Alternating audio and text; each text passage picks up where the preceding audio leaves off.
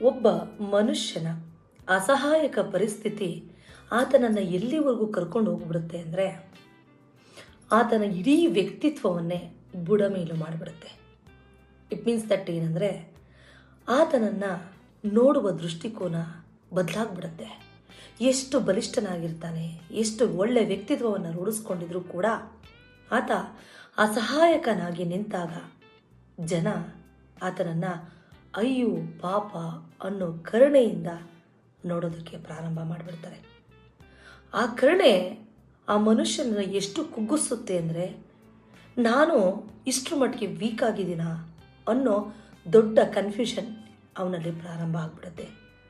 ಯಾಕೆಂದರೆ ಇಷ್ಟು ವರ್ಷ ಆತ ಏನು ಒಂದು ಒಳ್ಳೆಯ ವ್ಯಕ್ತಿತ್ವವನ್ನು ರೂಢಿಸ್ಕೊಂಡಿರ್ತಾನೆ, ಏನು ಮನೋಭಾವನೆಯನ್ನು ಬೆಳೆಸ್ಕೊಂಡಿರ್ತಾನೆ, ಏನು ಸೊಸೈಟಿಲಿ ತನ್ನದೇ ಆದ ಛಾಪನ್ನು ಮೂಡಿಸ್ಕೊಂಡಿರ್ತಾನೆ, ಅದೆಲ್ಲವೂ ಅಲ್ಲೋಲ ಕಲ್ಲೋಲ ಆದ ರೀತಿಯಲ್ಲಿ ಖಂಡಿತವಾಗಿ ಆಗ್ಬಿಡುತ್ತೆ.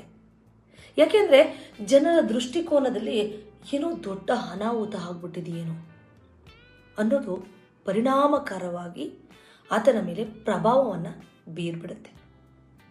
ಆತ ತಬ್ಬಿಬ್ಬಾಗ್ಬಿಡ್ತಾನೆ. ಒಂದನ್ನು ಅರ್ಥ ಮಾಡ್ಕೊಳ್ಳಿ, ಪ್ರತಿಯೊಬ್ಬರ ಜೀವನದಲ್ಲಿಯೂ ಅತ್ಯಂತ ವಿಷಮ ಪರಿಸ್ಥಿತಿ, ಅಸಹಾಯಕ ಪರಿಸ್ಥಿತಿ ಅನ್ನೋದು ಬಂದೇ ಬರುತ್ತೆ, ಬರಲೇಬೇಕು. ಅದಕ್ಕಾಗಿ ಅಲ್ವೇ ನರಜನ್ಮ ಎತ್ತಿ ನಾವು ಬಂದಿರೋದು. ಆದರೆ ಅಂತಹ ಅಸಹಾಯಕ ಪರಿಸ್ಥಿತಿಯಲ್ಲಿ ಆದರೆ ನಾವು ಸಲಹೆಯನ್ನು ಕೊಡಬೇಕು. ಇಲ್ಲ ಅಂದರೆ ಎದುರುಗಡೆ ಇರೋ ವ್ಯಕ್ತಿ ಮೇಲೆ ಒಂದು ಕಾನ್ಫಿಡೆಂಟನ್ನು ಇಟ್ಕೋಬೇಕು. ಈತ ಎಂಥ ವಿಷಮ ಪರಿಸ್ಥಿತಿ ಬಂದರೂ ಅದರಿಂದ ಪಾರಾಗ್ತಾನೆ, ಸ್ವಲ್ಪ ಕಾಯಬೇಕು ಅನ್ನೋದು ಜನಕ್ಕೆ ಗೊತ್ತಿರಬೇಕು. ಬಟ್ ಜನ ಅರ್ಥ ಮಾಡ್ಕೊಳ್ಳಲ್ಲ ಬಿಡಿ. ಕುರಿಗಳ ಥರ ಚೆನ್ನಾಗಿದ್ದಾಗ ಅಣ್ಣ ನೀನು ಬಾಸ್ ಅಂತಾರೆ, ಚೆನ್ನಾಗಿಲ್ದಾಗ ಅಯ್ಯೋ ಪಾಪ ಈ ಥರನ ಇನ್ನು ಮುಗೀತು ಕತೆ ಅನ್ನೋ ಪಟ್ಟ ಕಟ್ಟಿಬಿಡ್ತಾರೆ. ಆದರೆ ಒಂದನ್ನು ತಿಳ್ಕೊಳ್ಳಿ, ಇಷ್ಟು ವರ್ಷ ಜರ್ನಿಯಲ್ಲಿ ಎಂತೆಂತಹ ವಿಷಮ ಪರಿಸ್ಥಿತಿಗಳನ್ನು ದಾಟಿ ಬಂದ ಮನುಷ್ಯನಿಗೆ ಮತ್ತೊಂದು ಅತ್ಯಂತ ಹೀನ ಪರಿಸ್ಥಿತಿ ಬಂದಾಗ ಆತ ಕುಗ್ಗು ಬಿಟ್ಟರೆ ನಿಜವಾಗ್ಲೂ ನೆಲ ಕಚ್ಚಿಬಿಡ್ತಾರೆ. ಹಾಗಾಗಿ ಕುಗ್ಗೋದಕ್ಕೆ ಹೋಗಬೇಡಿ. ಜೀವನದಲ್ಲಿ ಬರೋ ಇದೊಂದು ಘಟ್ಟ ಅಂತ ತಿಳ್ಕೊಳ್ಳಿ. ಅಂದರೆ ಲೈಫಲ್ಲಿ ತುಂಬ ಸ್ಪೀಡಾಗಿ ಯಾವಾಗ ಹೋಗ್ತಾ ಇರ್ತೀವಿ ಆಗ ಭಗವಂತ ನಮಗೋಸ್ಕರ ಅಲ್ಲಲ್ಲಿ ಹಂಸನ್ನಾಗ್ತಾ ಇರ್ತಾನೆ. ಏಕೆಂದರೆ ಸ್ವಲ್ಪ ತಡೆದು ಸ್ಪೀಡನ್ನು ನಿಧಾನ ಮಾಡಿ ಗಾಡಿಯನ್ನು ಮುಂದಕ್ಕೆ ಮೂವ್ ಮಾಡು ಅನ್ನೋದು ಅದರ ಅರ್ಥ. ನಾವದನ್ನು ತುಂಬ ಚೆನ್ನಾಗಿ ಅರ್ಥ ಮಾಡಿಕೊಂಡು ಮುಂದುವರಿಬೇಕು. ಅಂದರೆ ನಮ್ಮ ಜೀವನದಲ್ಲಿ ಬರುವಂತಹ ವಿಷಮ ಪರಿಸ್ಥಿತಿಗಳು, ಸಂದಿಗ್ಧ ಪರಿಸ್ಥಿತಿಗಳಿಗೆ ಕಾರಣ ಆ ಭಗವಂತನೇ. ಏಕೆಂದರೆ ನಮ್ಮ ಸ್ಪೀಡ್ಗೆ ಸ್ವಲ್ಪ ಲಿಮಿಟೇಷನ್ ಹಾಕ್ಕೊಳ್ಳಿ ಅನ್ನೋದು ಆತನ ಉದ್ದೇಶ.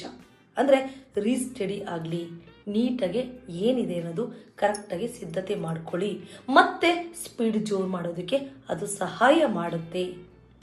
ಅಂದರೆ ಜೀವನದಲ್ಲಿ ಅವಾಗವಾಗ ನಮಗೇನಾದರೂ ಬರುತ್ತೆ ಅಂದರೆ ಇಟ್ ಮೀನ್ಸ್ ದಟ್ ಅದು ಸ್ಟಾರ್ಟಪ್ ಪಾಯಿಂಟ್, ಮತ್ತು ನೆಕ್ಸ್ಟ್ಗೆ ಸಿದ್ಧತೆ ನಡೆಸ್ತಾ ಇದ್ದೀವಿ ಅಂತ ಅರ್ಥ. ಹಾಗಾಗಿ ಕುಗ್ಗೋದಕ್ಕೆ ಹೋಗಬೇಡಿ. ಎಲ್ಲದಕ್ಕಿಂತ ಹೆಚ್ಚಿನದಾಗಿ ಜನರ ಕಣ್ಣಿಗೆ ಅಯ್ಯೋ ಪಾಪ ಅಸಹಾಯಕ ಅನ್ನೋ ದೃಷ್ಟಿಕೋನ ಮಾತ್ರ ಯಾವುದೇ ಕಾರಣಕ್ಕೂ ಕೊಡೋದಕ್ಕೆ ಹೋಗಬೇಡಿ. ಯಾಕೆಂದರೆ ಅವರ ಅನುಕಂಪದ ಅಲೆ ನಮ್ಮನ್ನು ಮತ್ತಷ್ಟು ಕುಗ್ಗಿಸ್ತದೆಯೇ ಹೊರತು ನಮಗೆ ಮೋಟಿವೇಶನ್ ಆಗೋದಿಲ್ಲ. ಅದರ ಬದಲಾಗಿ ಸೋತವರ ಪುಸ್ತಕಗಳನ್ನು ಓದಿ ಅಥವಾ ಸೋತವರನ್ನು ಆದರ್ಶವಾಗಿ ಇಟ್ಕೊಳ್ಳಿ. ಜೀವನ ಮುಗ್ದೋಗಲ್ಲ, ಭಗವಂತ ನಮ್ಮ ಜೊತೆಗಿದ್ದಾನೆ ಅನ್ನೋದನ್ನ ಯಾವುದೇ ಕಾರಣಕ್ಕೂ ಮರಿಬೇಡಿ. ಸಬ್ಸ್ಕ್ರೈಬ್ ಮಾಡ್ಕೊಳ್ಳೋದು ಕೂಡ ಮರಿಬೇಡಿ.